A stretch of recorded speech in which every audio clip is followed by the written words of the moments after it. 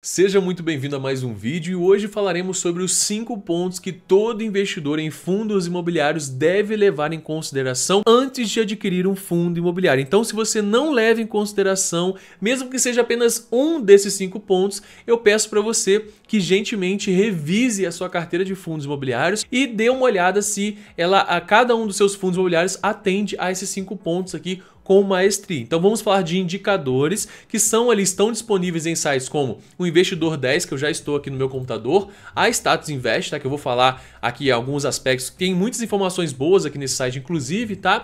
E também a Funds Explorer. A Funds Explorer é o mais simples de todos os três aqui, o mais completo é a Status Investing e o mais assim, o intermediário é o Investidor 10, que eu gosto bastante também. Tem aqui uns números bem destacados, né? Já começando por aqui com o nosso primeiro indicador, eu quero falar sobre o nosso querido valor patrimonial, tá? Muitos investidores não levam em consideração dar uma olhada no valor patrimonial de um fundo imobiliário. Esse aqui, no caso, é o MXRF11, que é uma das maiores portas de entrada dentro do mercado de fundos imobiliários que nós temos hoje, né? É um fundo que já está com mais de 1 milhão de cotistas, né? Então, ele é um fundo extremamente expressivo dentro do nosso mercado quando falamos de expansão de mercado e tudo mais, né? Ele é um fundo híbrido que tem um risco um pouquinho mais elevado quando comparado a fundos de tijolo e logística, né? Mas é um bom fundo imobiliário. Agora ele está com um bom preço sobre VP, eu vou falar inclusive daqui a pouco sobre o preço sobre VP também, tá? Mas voltando aqui ao valor patrimonial, eu gosto de investir em fundos que são um pouco mais expressivos. O que eu quero dizer com isso? Fundos que têm ali um valor patrimonial acima de 750, 800 milhões de reais, tá? Por quê? Esses fundos maiores, eles têm uma probabilidade menor de sofrerem, tá? Por quê? Os fundos maiores, eles são geralmente mais robustos, geralmente eles apresentam uma maior quantidade de cotistas e consecutivamente esses fundos têm uma maior liquidez, o que deixa o fundo cada vez mais atrativo, além dos imóveis em si, né? Bons contratos, sendo um fundo de papel, por exemplo. Então, vale a pena você sempre atrelar todos os indicadores entre si, tá? Inclusive, nas avaliações que eu posto aqui nesse canal, eu utilizo vários indicadores para considerar se um fundo ele vale a pena ou não ser adquirido, tá? Então você nunca deve utilizar apenas um indicador isolado. Um erro frequente que vários investidores em fundos imobiliários cometem a todo instante é olhar apenas para os dividendos, sem considerar o fator de risco do fundo, como esse fundo vai se comportar, por exemplo, com uma taxa Selic mais baixa, que é o que está acontecendo agora, o Copom está cortando a Selic cada vez mais, como que um fundo de papel vai se comportar esses cortes, sendo que os fundos de papel são os que mais pagam dividendos hoje, sabe? Então é importante você levar vários pontos em consideração antes de fato realizar a aquisição de um fundo imobiliário. Tanto pontos internos em relação ao próprio fundo imobiliário, ao mercado imobiliário nacional, quanto os externos, né? Que é de fato atrelado à nossa economia, à saúde econômica do Brasil de modo geral. Então é importante você levar em consideração esses aspectos que fogem um pouco só do dividendo, né? Do dividendo ou do valor da cota, tá? Então o nosso primeiro indicador é o valor patrimonial e eu gosto de comprar ali acima de 750 milhões ou 800 milhões até 1 bilhão e assim em diante. Eu gosto de fundos que são mais robustos, maiores de modo geral. E o nosso segundo indicador é aqui, está do lado, né? É o P sobre VP, tá? O P sobre VP, ele é basicamente bem simples de você compreender ele. Vamos aqui, ó.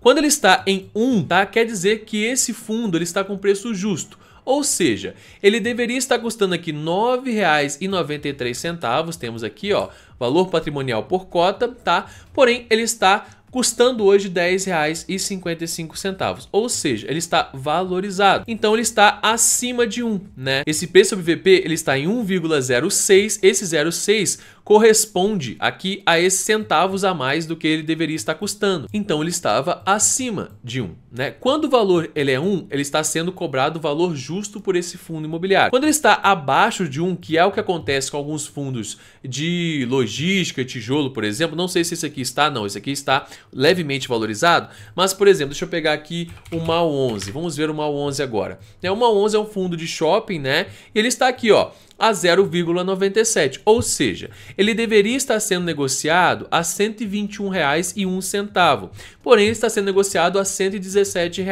E por que esse movimento ele acontece dentro do mercado de fundos imobiliários? Porque Quando o fundo ele está valorizado, ele está com P sobre VP acima de 1, significa que os investidores eles toparam pagar um valor acima do que esse fundo realmente vale pela qualidade do fundo, pelo equity do fundo, né? E o que significa o equity de um fundo imobiliário? É a capacidade de crescimento desse fundo imobiliário, o potencial de lucro que ele tem no médio a longo prazo. Então os investidores eles topam pagar esse P sobre VP mais valorizado, pagar um valor acima do valor justo por esse fundo imobiliário. O que acontece aqui no caso do MXRF11, que os investidores hoje pagam 10,55, eu não acho esse valor muito bom, inclusive vou falar agora para você qual é o valor ideal, na minha opinião, para o P sobre VP, inclusive mais um ponto aqui. O P sobre VP de fundos híbridos e de papel, geralmente ele é um pouco mais valorizado. Geralmente ele fica um pouco acima de 1 ali, fica em 1.2, 1.3. Qual é o valor que eu acho justo para se pagar? Em um fundo muito bom, que eu vejo uma extrema qualidade, ou seja, tem ótimos imóveis, tem uma boa gestão, né, tem bons números de modo geral, está crescendo, está pagando cada vez mais dividendos, eu considero comprar até 1,05. Tá? Então, passando de 1,05 eu não compro mais, eu compro outras unidades. Agora, em relação ao desconto, né? Eu compraria um fundo em até 0,95 aproximadamente, tá? Eu não gosto de um desvio muito grande, né? Eu gosto sempre de comprar na média ali, mais próximo possível de 1, que é o valor justo por aquele fundo imobiliário. Existem essas oportunidades, como o MAL11, por exemplo, que ele está a 0,97. Ele provavelmente deve se valorizar, como já está acontecendo desde o final ali de 2023, né, aproximadamente. Na verdade não, começo de 2023, tá? Meio, na verdade, né? De 2023 até agora, ele vem se valorizando, ele vai crescer um pouco mais, inclusive com a redução da Selic, você tem um incentivo para novos investidores entrarem no mercado de fundos imobiliários, para fomentar a indústria de modo geral, mesmo que eu acho que não vai durar tanto, tá? Depois eu posso explicar em outro vídeo, mas continuando aqui, eu compro ali entre 1,05, que é o que eu gosto, até no mínimo também 0,95. Nesse meio termo, né? Então, 0,96 vai a compra, 1 obviamente vai a compra, 1, por exemplo, aqui, 1,03 eu também compro. Agora, a partir de 1,5 no caso aqui, por exemplo, 1,06 vai, eu não compraria.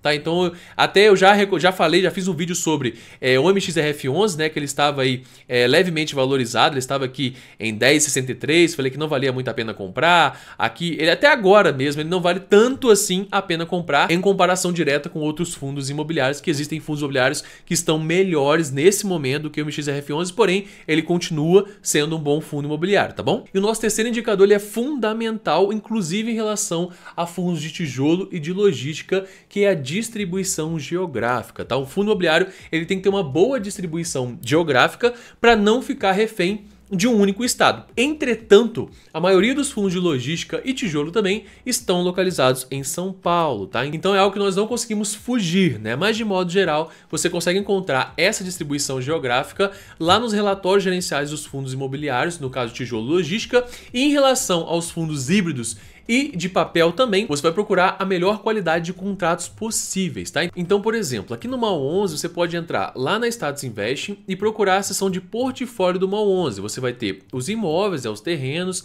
aqui a localidade, Rio de Janeiro, São Paulo, Pernambuco e assim em diante. Leonan, não achei muito bem no portfólio, não encontrei muitas informações. Você vai descer ainda mais e vai procurar o relatório gerencial, tá? O último relatório aqui, ó, esse aqui, relatório gerencial, tá? E vai abrir esse relatório. Ele vai te dar várias e várias informações sobre o MAL11, tá? Desde a construção do fundo, como que ele está, né? Quais são os planos do gestor, inclusive, que é muito importante você ler o relatório de modo geral aqui, e inclusive a distribuição desse fundo imobiliário, tá? Então você vai encontrar aqui. Aqui está, ó. Temos os shoppings, onde eles estão: Maceió, Alagoas, Recife, Pernambuco, Suzano, São Paulo, Bahia, Rio de Janeiro e assim em diante, tá? Então ele vai te mostrar em detalhes, você vai encontrar aqui em detalhes não só várias informações sobre o fundo imobiliário, mas também informações sobre a distribuição geográfica desse fundo imobiliário. E é fundamental que ele tenha uma boa distribuição geográfica e também uma boa qualidade em relação aos papéis, aos contratos, quando for um fundo híbrido ou de papel, tá? O nosso quarto indicador, ele é bem óbvio, mas muitas pessoas não sabem analisar ele, que basicamente é um combo, né? Que é o dividendo mais a cota, tá? O dividendo e a cota andam lado a lado, tá? E os fundos que vão te pagar os maiores dividendos são os fundos híbridos e de papel. Porém, eles não são os fundos mais seguros para você investir dentro do mercado de fundos imobiliários. Eles são um pouco mais arrojados que os fundos de tijolo e de logística, tá? Então, eles basicamente vão te pagar sim maiores dividendos em períodos de uma Selic mais alta. O que vai acontecer agora em 2024 e provavelmente o início de 2025 apenas, tá? É um período de Selic mais baixa. Essa Selic mais baixa, ela fomenta a entrada de novos investidores dentro do mercado de fundos imobiliários. Com a entrada de novos investidores, inclusive através dos fundos de tijolo e de logísticas, que são fundos mais tranquilos e mais estáveis, e eu vou provar para você agora que eles são mais estáveis em relação à distribuição de dividendos. Vamos aqui, ó, HGLG11, por exemplo, tá? Vamos abrir aqui, que é um dos maiores fundos de logística do Brasil, e vamos descer aqui na distribuição dos últimos 5 anos. Como você pode ver, são blocos aqui, ó, né, quase fixos, né, tirando alguns momentos. Então, ele tem uma distribuição bem sólida. Mas se você compara, por exemplo, diretamente com o MXRF11, nós descemos aqui, ó, e temos os últimos 5 anos também. E olha só, ele oscila bastante. Ele vem, sobe, desce, sobe um pouco mais, corrige, desce bastante. Então, os fundos de tijolo e de logística terão menores oscilações em relação aos dividendos. E outro ponto também, tá? Os fundos de tijolo, por exemplo, o MAL11, né, novamente aqui,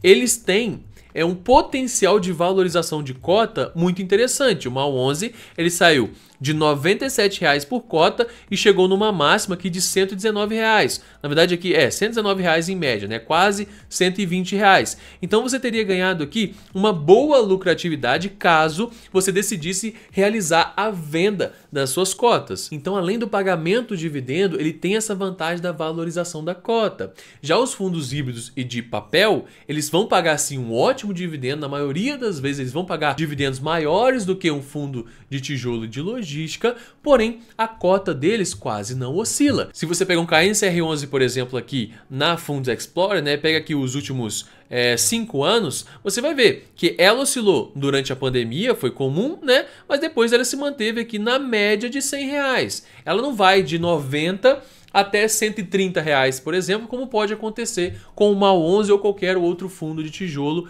ou de logística, tá?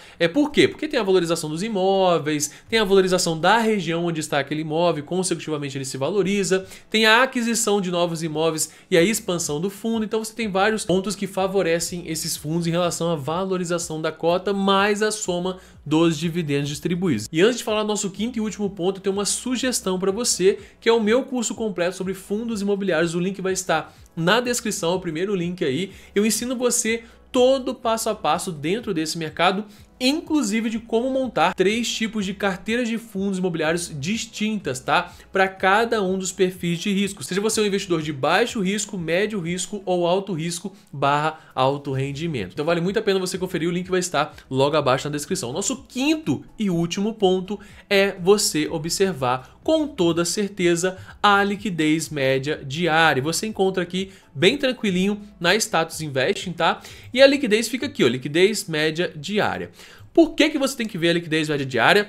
Qual é o impacto desse número no fundo imobiliário? Quando você tem uma liquidez média diária muito baixa ali, na casa de 500 mil, 600 mil, ou até menos, né? 400 mil reais, 300 mil reais por dia de liquidez, né? Esse fundo ele não fica tão atrativo, inclusive para os grandes investidores, porque tem investidor que quer liquidar aí 2 milhões em um dia. Se o fundo ele não oferece essa possibilidade de liquidez, no caso, o que significa a liquidez média diária? Que é você pegar as suas cotas e poder vendê-las, tá? No mesmo dia. Então, por exemplo, no MAL11, a liquidez aqui é de 1,86 milhões de reais todos os dias. Então, todos os dias são negociadas 1,86 milhões no MAL11. Já o MXRF11 tem uma liquidez de 11,58 milhões de reais, que é uma liquidez mais atrativa, pelo fato de que, caso um grande investidor queira liquidar a sua posição, vender as suas cotas no mesmo dia, ele consegue no MXRF11. Então, quanto maior a liquidez, melhor. Tá? Uma recomendação para você é a partir de 1 milhão. Né? Eu, por exemplo, gosto de investir em fundos imobiliários que tem uma liquidez média diária a partir de R$1 milhão. Eles são mais atrativos e cai naquele ponto de ser um fundo mais robusto, como foi explicado lá sobre o valor patrimonial. Então, quanto mais robusto é um fundo, quanto mais seguro ele é, mesmo sendo um fundo de papel ou híbrido, por exemplo, nesse exemplo aqui do MXRF11,